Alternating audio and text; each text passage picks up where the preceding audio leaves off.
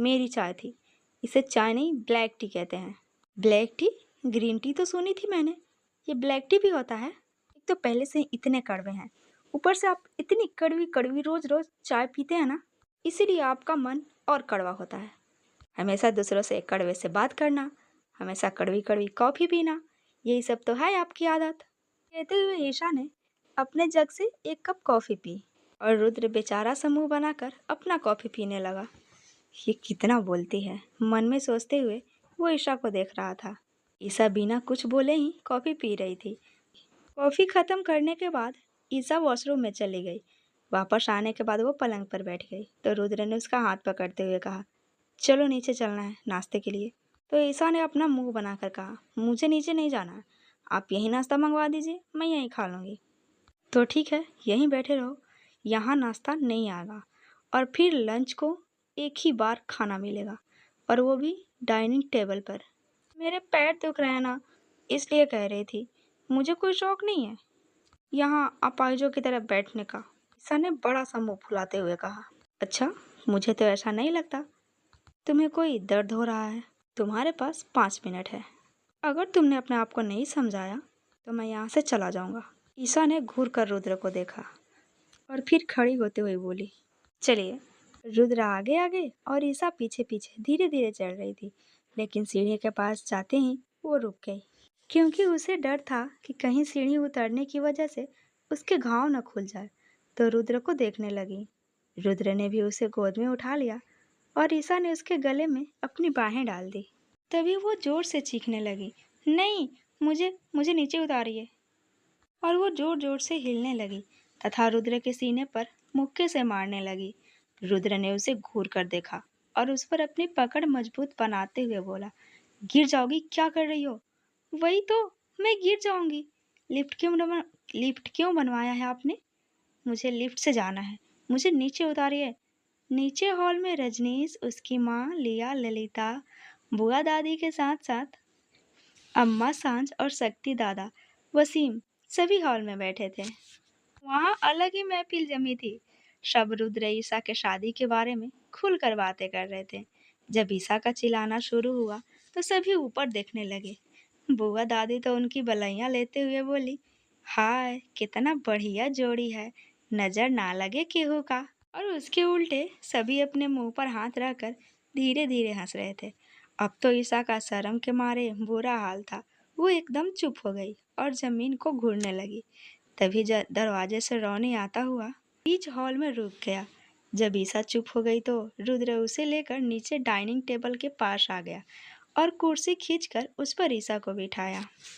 लेकिन ईशा बैठने की बजाय महेश्वरी जी, जो कि प्रथा और रजनीश की माँ थी, उनके पास गई और गले लग गई। कैसी हो बेटा? महेश्वरी जी ने बड़े प्यार से उसके सर पर हाथ फेरा। ठीक हो आंटी? अरे मेरे गले भी लग जा, कहते हुए बुआ दादी अपनी बाहें फैला देती है। ईशा बुआ दादी के गले लगने के बाद लिया और रजनीश के गले लगी। थैंक गॉड आप ठीक है दीदी। ललिता भी आगे बढ़कर ईशा को गले लगा लेती है और उसका चेहरा अपने हाथ में भरकर बोली, ठीक है ना ईशा? जी जी जी माँ, ईशा हल्का सा बोली। अम्मा रुद्र को देख रही थी और वो इशारे में बुआ दादी के पैर छूने को बोल रही थी। रुद्र ने भी उनका इशारा समझकर बुआ दादी के पैर छू लिए और अपनी जगह पर खड़ा हो गया। यह देखकर अम्मा उसे घूरने लगी। तब रुद्र को अपनी गलती का एहसास हुआ और वो आगे बढ़कर महेश्वरी जी और ललिता जी के पैर भी छू लिए। दादी तो गदगद हो गई। अरे देखो, इसे संस्कार कहते हैं। पूरे दिल्ली शहर को अपने अंगुरी पे नचाता है और घमंड लड्डू के दाने तनिक भी ना है। अरे मैं तो कहती हूँ पूरे भारत देश में तुम्हारा यश फैले। अरे भारत में काहे, अमेरिका, लंदन, सब विदेश में फैले और ज़्यादा से ज़्यादा यश करो, तरक्की कमाओ। महादेव का सावन की सारी पूजा की कमीनी ना हमरा तुमको दे दे। दादी माँ बुआ ने झोला भर भर कर रुद्र को आशीर्वाद दिया। ये देखकर ईशा ने मुंह बना लिया। देखो तो सबके सामने कैसे संस्कारी बन रहे हैं। अगर मैंने बुआ दादी को इनकी रात वाली सच्चाई बता भी दी ना तो कोई फायदा नहीं, कोई भरोसा ही नहीं करेगा मेरी बात पर। कल कत्ल करके खून से नहा कर आया था। सबके सामने कितना मासूम बन रहा है, डेविल राक्षस कहीं के। रुद्र ने जैसे ईशा को देखा, जैसे वो उसके मन की बात को सुन रहा हो। महेश्वरी जी भी ललिता के कान में फुसफुसाते हुए बोली, लड़का तो अच्छा है, संस्कारी भी है, घर भी बढ़िया है बहन जी। बस ईसा हाँ कर दे। मैंने देखा है इसकी आंखों में ईसा के लिए बेपरवाह मोहब्बत। ललिता एकटक रुद्र को देखते हुए कह रही थी। वसीम रोनी को कोहनी मारते हुए बोला, रोनी सर, आप भी वहीं देख रहे हैं जो मैं देख रहा हूँ? रोनी कहीं खोए हुए बोला, हाँ शायद। आप मुझे चोटी काटो, मैं आपको काटता हूँ। 1 2 3। दोनों ने एक दूसरे को चोटी काटी और दोनों जोर से चीखते हुए अपनी अपनी कुर्सी से खड़े हो गए। क्या हुआ तुम दोनों को? अम्मा ने कहा। अम्मा, मैं बताती हूँ। ये दोनों सपने देख रहे हैं कि क्या ये जो अभी हो रहा है वो हकीकत है या कोई सपना। इसकी जांच कर रहे थे, है ना वसीम? रोनी सर? जी जी जी जी जी मैम, रोनी ने शान से कहा। जब रुद्र की घूरने वाली नज़र उस पर पड़ी तो दोनों ने अपना जवाब बदल लिया। नहीं नहीं नहीं, हाँ हाँ, हम तो ये कह रहे थे कि साफ सफाई अच्छे से नहीं हो रही है। चुटी चुटी ने काट लिया हम दोनों को। अच्छे से साफ सफाई करवाइए अम्मा। और एक बार फिर से सब अपनी दबी हुई हंसी हंसने लगे। दादी बुआ ने रजनीश और लिया को बोली, तुम दोनों खड़े होकर टुकुर टुकुर का देख रहे हो? तुम दोनों भी अपने होने वाले जीजा जी के पैर छू लो। जी कहते हुए दोनों आगे बढ़े ही थे कि रुद्र ने उन्हें अपने हाथ के इशारे से रोक दिया। इट्स ओके, ठीक है सब। तो रजनीश ने अपना हाथ आगे किया। हेलो, मैं आपका इकलौता साला हूँ, मतलब दुलौता। मेरा एक बड़े भाई साहब हैं, तो वो भी आपके साले ही हुए। रुद्र ने अपना हाथ रजनीश से मिलाया लेकिन कुछ बोला नहीं। लिया ने भी अपना हाथ आगे किया। हेलो, मैं प्योर इकलौते साले हूँ जीजा जी। नहीं नहीं सॉरी, प्रथा दी भी है ना, तो मैं भी दुलावती ही हो गई। रुद्र अपने सामने खड़े दोनों इन छोटे छोटे नमूनों को एकटक देख रहा था। अम्मा ने सबको कहा, चलिए नाश्ता करते हैं, बातें बाद में भी होती रहेंगी। तभी वहाँ पर बाबूजी की आवाज़ आई, अरे ऐसे कैसे अकेले अकेले, हम भी हैं। सबने दरवाजे की तरफ देखा तो बाबूजी, देविका जी और जसवंत जी के साथ आ रहे थे। उन दोनों ने ईसा के परिवार को हाथ जोड़कर नमस्ते किया। बुआ दादी भी अपना पल्लू ठीक करती हुई बाबूजी के गले लग गई। कैसी हो ईसा बेटा? देविका जी और जसवंत जी दोनों ने एक साथ पूछ लिया। ठीक हो अंकल आंटी। सांझ भी दौड़कर अपने छोटे माँ और छोटे पापा से गले लग गई और सभी टेबल के आसपास वाले कुर्सी पर बैठ गए। तभी ईशा बोली, एक मिनट, मुझे आप सबको कुछ बताना है। सबने ईशा की तरफ देखा तो ईशा बोल पड़ी, मुझे ये शादी नहीं करनी है। ये सुनते ही रुद्र ने ईशा को घूर कर देखा। देखिए कैसे घूर रहे हैं मुझे। घूर कर ईशा ने रुद्र की तरफ उंगली पॉइंट करते हुए कहा, अब तो घूरने वाली बात ही कर रही है ईशा बेटा। देविका जी ने कहा, तुम्हें पता है रुद्र से ब्याह करने के लिए लड़कियां मरती हैं और तुम ऐसे मना कर रही हो, तो आप उनमें से ही किसी से इनकी शादी करवा दीजिए ना आंटी जी। मुझे आपके बेटे में कोई दिलचस्पी नहीं है। ईशा ने उनकी बात को बीच में ही काट कर तपाक से बोला। तभी बुआ दादी ईशा के पास आ गई। क्या कर रही है तू? काहे ब्याह नहीं करना है तुमको? ललिता भी ईशा के पास आ गई। क्या हुआ ईशा? ये क्या तरीका है बात करने का? रुद्र, वसीम और रोनी तीनों को उम्मीद नहीं थी जब तक वीडियो उनके पास है तब तक ये लड़की मुंह भी खोलेगी। तभी ईसा दोबारा बोली, आप लोगों को नहीं पता, ये आदमी बहुत बुरा है। अब जसवंत जी के माथे पर पसीना आने लगा। क्या इस लड़की को अपनी जान प्यारी नहीं है? चुप हो जाओ तुम, कुछ भी बोल रही हो। ललिता ने ईसा को डांट दिया। डांट क्यों रही हो ललिता बहू, उसे बोलने का मौका दो।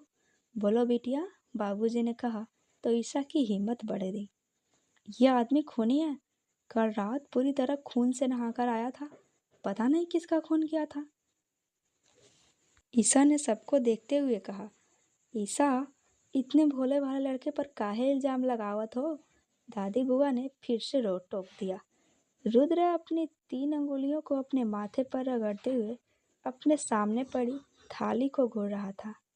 नहीं बेटा, तुमने कोई सपना देखा होगा। रुद्र क्यों मारेगा किसी को? इस बार अम्मा ने रुद्र का पक्ष लिया। ईशा ने मन ही मन सोचते हुए सबको देखा। देखो तो कैसे ये लोग इसकी साइड ले रहे हैं और ये कैसे महात्मा बना बैठा है। सभी लोग रुद्र की साइड इतने कॉन्फिडेंस से ले रहे थे कि ईशा भी कंफ्यूज हो रही थी। कहीं उसने सच में सपना तो नहीं देखा था ना? और अपना सर खुजाने लगी। तभी ललिता उसके पास आकर बोली, चोट तुम्हारे कमर में लगी है, तुम्हारे सर में नहीं, जो इतनी उल्टी सीधी बातें कर रही हो। चुपचाप से खाना खाओ। देखो, मैंने तुम्हारे लिए तुम्हारे पसंद की भिंडी की सब्जी, दाल चावल और करेले का भरवा बनाई हूँ। ईशा ने अपनी माँ को देखा, जो आज उस पर कुछ ज़्यादा ही प्यार लुटा रही थी, तो उसने अपने आदत से मजबूर होकर मना कर दिया, मुझे भूख नहीं है। अब ललिता सबके सामने तो ईशा को डांट नहीं सकती थी, तो उसने बुआ दादी को लाचारगी भरी नज़रों से देखा। बुआ दादी भी ललिता की नज़र समझ गई। वो ईशा को डांटते हुए बोली, काहे नहीं खाएगी? सुबह के 5 बजे से ही किचन में चली है त्योहार लिए खाना बनावे खातिर। अब नखरा दिखा रही हो, चुपचाप से खाओ। डांट खाने के बाद ईशा चुपचाप खाने लगी। फिर सबने खाना शुरू किया। वसीम ने फिर से रौनी के कान में फुसफुसाते हुए बोला, रौनी बॉस, इस खड़ूस बॉस को बहुत ही अच्छी लड़की मिली है। बीबी ऐसे ही होनी चाहिए इसके लिए, जो मुंह पर बात करे। रौनी के बगल में जसवंत जी और वसीम के बगल में शक्ति दादा बैठे थे। दोनों ने वसीम की बातें सुन ली थी। रुद्र उनसे थोड़ी दूरी पर बैठा था, तो उसने वसीम की बात नहीं सुनी थी। शक्ति दादा वसीम के कान में बोले, भूखे रहना है क्या? चुपचाप से खाना खाओ, वरना लंच में डांट मिलेगी। यह सुनकर रौनी के मुंह से हंसी छूट गई, तो सब उसे ही देखने लगे। ललिता अपने लंच बॉक्स में से खाना निकालकर ईशा के प्लेट में डालने लगी। भिंडी की सब्जी रौनी को और करेले का भरवा वसीम को काफ़ी पसंद था। वे दोनों ललचाई नज़र से ललिता को देख रहे थे। शक्ति दादा ने भी उन दोनों की मर्जी भाप ली। वो ईशा के लिए है, तो तुम दोनों अपना लार अंदर रखो। दोनों ने मजबूरी से अपनी थाली को देखा और चुपचाप खाने लगे। जब अम्मा ने उन दोनों को ऐसे देखा तो उनसे रहा नहीं गया। ललिता का खाना थोड़ा ज़्यादा था और वैसे भी ईशा कितना खाएगी, तो उन्होंने सब्जी और भरवा वाला डब्बा उठाया और रौनी वसीम को थोड़ा थोड़ा दे दिया। ये देखकर दोनों खुश हो गए और वसीम तो खुश होकर अम्मा को गले ही लगा लेता है। वाह अम्मा, सच में माँ ना माँ ही होती है, बिना कहे ही बच्चों के मन की बात समझ लेती है। हाँ हाँ ठीक है, अब चुपचाप से खा ले, ज़्यादा झिड़की मत लगा, अम्मा ने प्यार से डांटा। ईशा दोबारा बोल पड़ी, बाबूजी, उस समय तो वसीम भी इनके साथ थे ना, उनसे पूछ लीजिए ये खून से लथपथ थे या नहीं। ईशा अब भी अपनी बातों की सफाई पेश करने में लगी हुई थी। अब बाबूजी को डर लगने लगा था, कहीं ये लड़की रुद्र का भांडा न फोड़ दे। वो अपने पोते को बहुत ही अच्छे तरीके से जानते थे। कहीं न कहीं रुद्र को ट्रेनिंग भी बाबूजी ने ही दी थी। उन्होंने मन ही मन रुद्र को डांटते हुए बोला, और इस सनकी को क्या ज़रूरत थी उसके सामने ऐसे खून से लथपथ आने की। जब वसीम ने यह सुना तो उसके चेहरे से करेले के भरवे वाला सारी खुशी गायब हो गई। वो हकलाते हुए बोला, हम सब तो कहीं गए ही नहीं थे। आप किस खून की बात कर रही हैं? मुझे कुछ समझ नहीं आ रहा। आपको ज़रूर कुछ गलतफहमी हुई होगी। अम्मा ने कहा ना, आपने सपना देखा होगा, तो वही। वसीम ने अपनी जान छुड़ाई और अपना प्लेट उठाते हुए बोला, मैं अपने कमरे में खा लूँगा। अब रौनी भी उठने लगा, मैं भी वसीम के साथ ही खा लूँगा। आप रुकिए। ईशा ने रौनी को रोक दिया। अब बाबूजी को वीडियो वाली बात बताइए, कैसे ये वीडियो के जरिए मुझे ब्लैकमेल करते हैं। बाबूजी ये कहते हैं अगर मैं शादी नहीं करूँगी तो ये वीडियो पुलिस को दे देंगे।